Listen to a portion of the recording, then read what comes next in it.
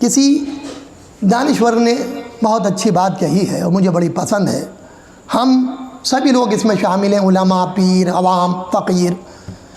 ہم لوگ اس بات کی تو فکر کرتے ہیں اس 50 سالہ 60 سالہ زندگی میں کہ ہمارے بچے پڑھ لکھ جائیں، ایجوکیشن حاصل کر لیں، اور اس کے لیے ہم بچوں کو چھوڑنے بھی جاتے ہیں، لینے بھی جاتے ہیں، خرچ بھی کرتے ہیں، پریشانیاں بھی اٹھاتے ہیں، صعوبتیں بھی اٹھاتے ہیں.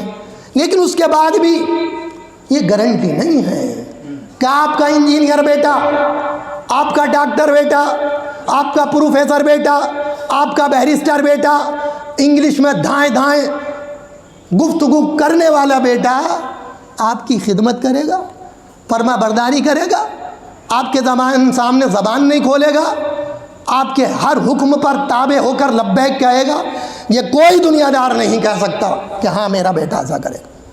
ہم نے زمانہ دیکھا ہے، بڑے بڑے اچھے لوگوں سے ہماری ملاقاتیں ہو رہی ہیں، رو رہے ہیں کہ حضرت بڑا خرچ کیا، 50 لاکھ روپے خرچ کیے تب کہیں جا کر ہمارا بیٹا انجینئر بنا ہے، 1 کروڑ خرچ کیے ہیں تب کہیں جا کر ہمارا بیٹا ڈاکٹر بنا ہے.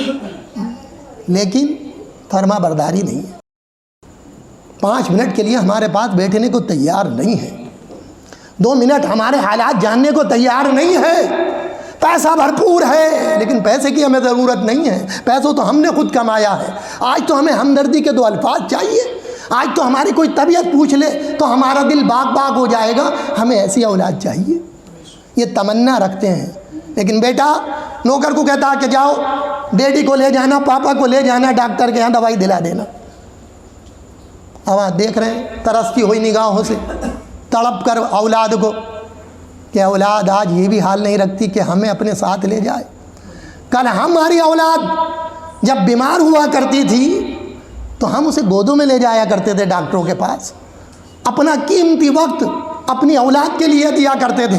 ہم کاروبار کو چھوڑ دیا کرتے تھے اس دن کے لیے کہ آج اولاد ہم سے 2 میٹھے الفاظ نہیں کہہ سکتی، ہمارا حال نہیں پوچھ سکتی، ہمارے پاس بیٹھ نہیں سکتی، ہمارے لیے ہماری کوئی پسندیدہ چیز نہیں لا سکتی. اس وقت احساس ہوتا ہے. لیکن جب کیا ہو، جب چڑیا چگ گئی کھیت، اب اسے کیا سمجھ میں آئے، اب یہ کفے دست مل رہے. اب کیا حاصل ہے؟ کچھ حاصل نہیں ہے. میں یہ نہیں کہہ رہا کہ آپ دنیاوی تعلیم حاصل نہ کریں، میں منع نہیں کر رہا. لیکن جو اصلی تعلیم ہے جس سے شعور آتا ہے، ادب آتا ہے، زندگی میں انقلاب آتا ہے، وہ تعلیم تو آپ نے پتے پشتے ڈال دی. اور جس سے انقلاب نہیں آتا اس کے پیچھے بھاگے چلے جا رہے ہیں. جس کے بارے میں آپ سے سوال نہیں ہوگا اس کے حاصل کرنے میں لاکھوں روپے خرچ ہو رہے ہیں، اور جس کے بارے میں سوال ہوگا اسے سمجھنے کو بھی تیار نہیں. بتائیے کیا ہوگا؟ اب اگر علم دین حاصل کیا ہوتا تو اسے پتہ ہوتا کہ حضور نے ارشاد فرمایا میرے نبی نے کہ ماں باپ کی طرف رحم بھری نگاہ سے دیکھنا ایک حج کے ثواب کے برابر ثواب ہے. اب یہ مل جائے گا آپ کو دنیاوی تعلیم میں. بیٹھے ہیں یہاں پر کتنے انٹر والے، بی اے والے، میں نے بھی کچھ پڑھائی کی ہے، مفتی صاحب بھی یہاں تشریف فرما ہے. پوچھ لیجئے کتنے باب ہیں ماں باپ کے تعلق سے. کوئی ایک لیسن مجھے سنا دے کوئی جس سے تڑپ جائے اس کا دل، بے چین ہو جائے اس کی روح. کتنے لوگ ہیں؟ سنا دے مجھے ایک لیسن مل جائے تو. نہیں مل پائے گا. تو جو آپ نے حاصل کیا، جو کھیتی کری وہی تو آپ کاٹیں گے، جو بویا ہے وہی تو ملے گا. تو جیسا بویا ہے ویسا ہی کاٹو گے. تو کسی دانشور نے یہ بات مجھے بڑی اچھی لگی. اس نے کہا کہ خود بھی اور اپنے بچوں کو علم دین سکھا دو، پھر بس سب کچھ علم دین سکھا دے گا. پھر سب کچھ علم دین سکھا دے گا. تم علم دین سکھا دو، بس پھر وہ تمہارا فرما بردار بھی ہوگا، خدمت گزار بھی ہوگا، پھر وہ تمہارے سامنے اف نہیں کرے گا. جب لوگ علم دین حاصل کر لیتے ہیں تو وہ ماں باپ سے ڈرتے ہیں کہیں ایسا نہ ہو کہ ہمارے اعمال ضائع ہو جائیں، کہیں ماں باپ کی بارگاہ میں گستاخی نہ ہو جائے، اور گستاخی ہو گئی تو اللہ ناراض ہو جائے گا. وَلَا تَقُلْ لَهُمَا اُفٍّ وَلَا تَنْهَرْهُمَا.